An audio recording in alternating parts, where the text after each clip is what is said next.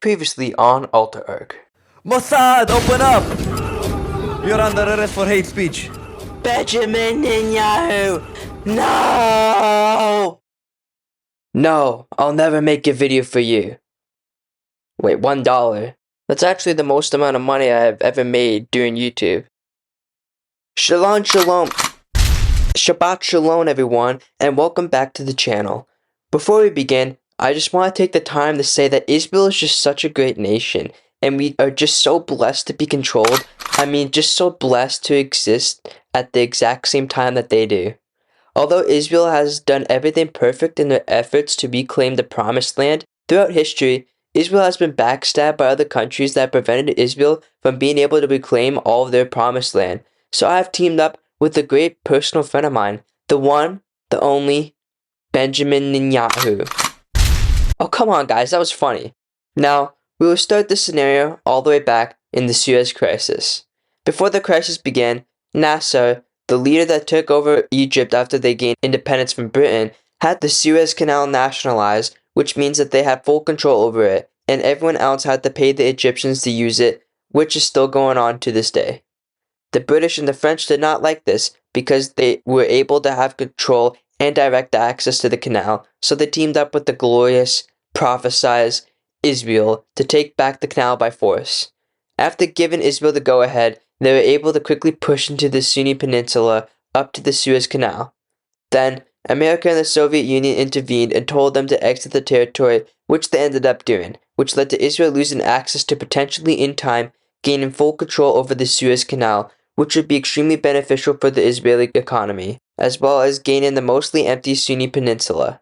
In order for Israel to gain this land, we need to get America to back them in the first place, and to do that, we first need to understand why the Americans didn't back them in the first place. The reasons why the Americans didn't back the Israelis can be chalked up to 5 main reasons. The first reason is that the British promised the Americans that they wouldn't invade Egypt, which obviously they ended up doing through Israel. To change that, we'll need to have the British not promise to do it, but to also convince them to support them by framing it as important to keep on the Western support from the communists, and also for the economic value of having control over it. The second reason why the Americans didn't support the invasion was because, ironically enough, they feared a Middle Eastern war. Yeah, I know, I couldn't believe that when I found that out. I guess countries really can change. In all seriousness, their concerns were valid because every Arab nation would be against the invasion, so to change this, the British and French would need to plan a coordinated diplomatic effort to ease tensions between Israel and the rest of the Middle Eastern countries to prevent a coalition from sparking. The third reason why the Americans didn't support the war was because they feared the Arabs would turn to the Soviet side after the invasion. All the Arabs were basically on the Soviet side just because of the pre-existence of Israel. So yeah, that's nothing to worry about. The fourth reason why the Americans didn't support the war was because the Americans didn't think the invasion would be successful because the canal was already blocked off by Egypt, so maybe they could strike a deal with Israel to sell them some American weapons and train their soldiers, which would be great for Israel because they didn't start receiving military aid from America till the 70s. The last reason why the Americans didn't support the invasion was because they feared their reputation would get ruined. That already ended up happening later, so we will just have the Americans either officially neutral on the issue or condemn the issue like they did in our timeline, but in this timeline, the key difference is that they wouldn't actually threaten any action like they did in our timeline, while also secretly supporting the invasion behind the scenes. So with all that out of the way, let's get into the war. The war goes exactly like in our timeline, except Israel would be even more militarily powerful than they were in our timeline, and Israel, Britain, and France also wouldn't end up backing down from the war, since they are secretly backed by America. As a result, the Suez Canal is fully taken swiftly, and Egypt is forced into a peace treaty, where they lose the Sinai Peninsula, and most importantly, the Suez Canal. As for control over the Suez Canal, the British and French need to be strategic with how everything is framed to prevent it from looking like they are being imperialists. On paper, the land around the Suez Canal will be Israel's. As for the Suez Canal itself, the UK and France would still run it like they used to, but now Israel would be involved too, and would do joint patrols to secure shipping in the channel to prevent anyone else from taking control over it. Post-war, in the Cold War, This victory would be very beneficial to the West because now they can limit the communists' access to the channel while allowing the West unrestricted access to it, which would make the East weaker, but also most importantly, Egypt. Although today, Egypt and Israel have okay relations with each other, that used to not be the case because of the Suez Crisis and the 6 Days War, which eventually led to Israel giving back the Sinai Peninsula again, while also gaining recognition from Egypt, and most importantly, one less enemy, which is why they gave it back in the first place. In this timeline, although they would have one more enemy that surrounds them, without the Suez Canal, that enemy would be much weaker, and that front would also be protected by Britain and France as well, so they wouldn't really have to worry about Egypt, because all they could ever end up doing is just ensure that Britain and France support them. As for Israel, they're obviously much more bigger, have a much more secure border with Egypt despite ensuring that relations will be hostile between the two of them permanently, and most importantly, they have influence over the Suez Canal, which they will help the British and French defend. And in exchange, they will have a stake in it and will receive profits from helping them operate the canal. As for the military, with their partnership with America, they will continue to receive military training and weapons from them, as well as Britain and France, which will make their military even stronger even earlier, and as a result behind the scenes, they would have had captured the Gaza Strip along with the rest of the Sinai Peninsula, since Egypt had control over it, meaning that they would start ethnically cleansing the Palestinians in the region much sooner, potentially also striking a deal with Palestine to transport a lot of them there, which will eventually lead to the area no longer really being populated by any Palestinians over time.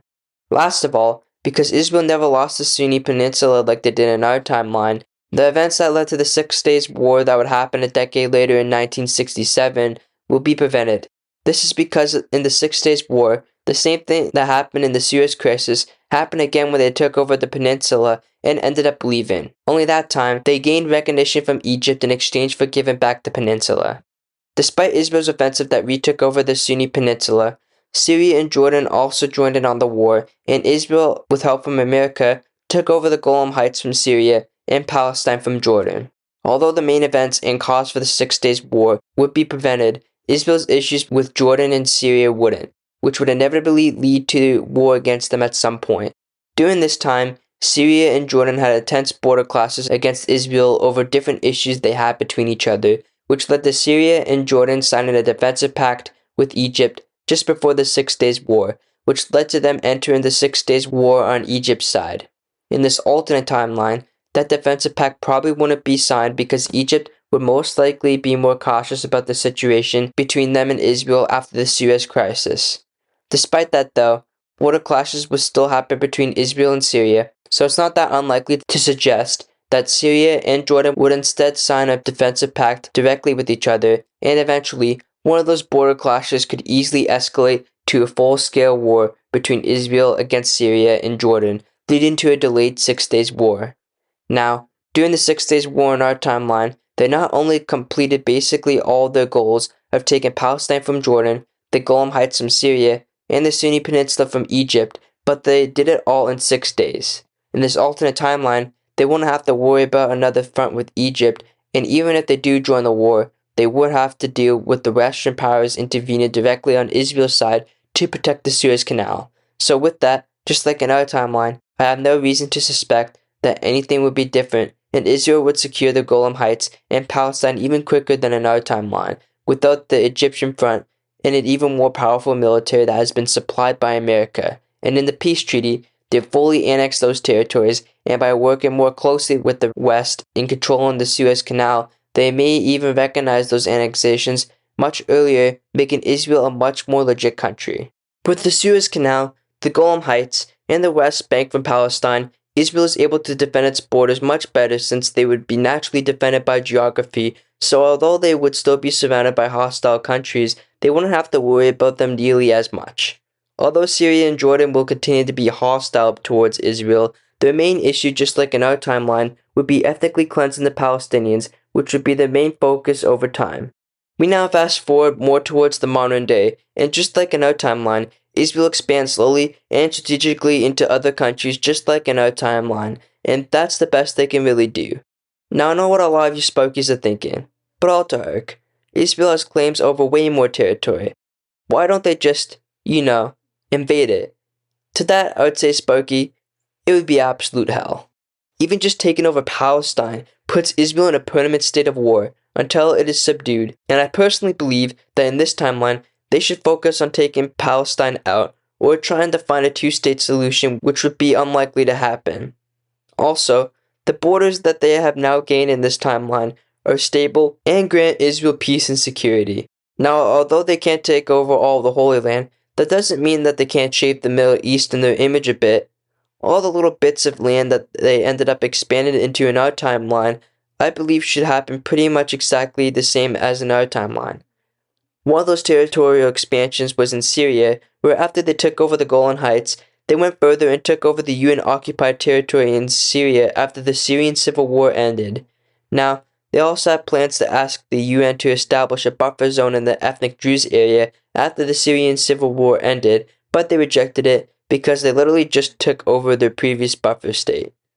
After the Syrian civil war ended, the Druze have actually broken away from Syria and are still controlled by militias to this day. And now that the Kurds have been basically unified with the rest of Syria, that pretty much makes them the last breakaway region. As a result, there has been violent clashes between the Druze and the new Syrian government, where Israel has actually intervened to help them. But maybe in this timeline, one of those clashes is extremely deadly, or maybe even in our timeline in the near future, as well as in this alternate timeline by extent, there's an extremely deadly clash that would give Israel an excuse to directly support and back their independence. And after militarily supplying them, they could then push into the southern provinces of Syria to establish a proper buffer zone. And since their main reason for helping them is to secure their independence and defend them against the Syrians, it wouldn't be too controversial for the international community, and they could then recognize Israel gains and the new Druze state as well. To avoid an all-out war with Syria, we could say that the Kurdish breakaway region in the alternate timeline is more hostile, less trusted, and less cooperative with the new Syrian government, and instead of essentially reuniting as an autonomous region like they did in early 2026 in our timeline, they could instead remain hostile in this alternate timeline, which could lead to clashes between those two sides that preoccupy the Syrians and keep them weaker, so that way they would focus their attention more on them instead of risking getting into a two-front war. From here, there's not really any more expansion Israel can do. They will continue to ethnically cleanse the Palestinians, and their population will dwindle more and more over the decades, and the Israelis will settle conquered lands, which can eventually normalize their claims, which could lead to actual border recognition from the world community over time. Now again, it's extremely unrealistic for Israel to expand into all of their claimed Holy Lands because, for one, they would just be stuck in a permanent state of war, and two, they simply don't have the population to do so. Just Egypt's population alone is 12 times as big as Israel's, let alone the rest of the countries that they claim land from. And with these countries, you can't just take such large parts of their land without taking all of their land for geographic reasons, but maybe that could change. In the coming decades, even in our timeline, Israel will most likely eventually subjugate and ethnically cleanse most of the Palestinians. Just a century ago, they made up almost all the population in the core of Israel's territory. Now, Arabs, most of which are Palestinians, only make up around 21% of Israel's population, which includes Palestine, while Jews make up about 73% of Israel's population.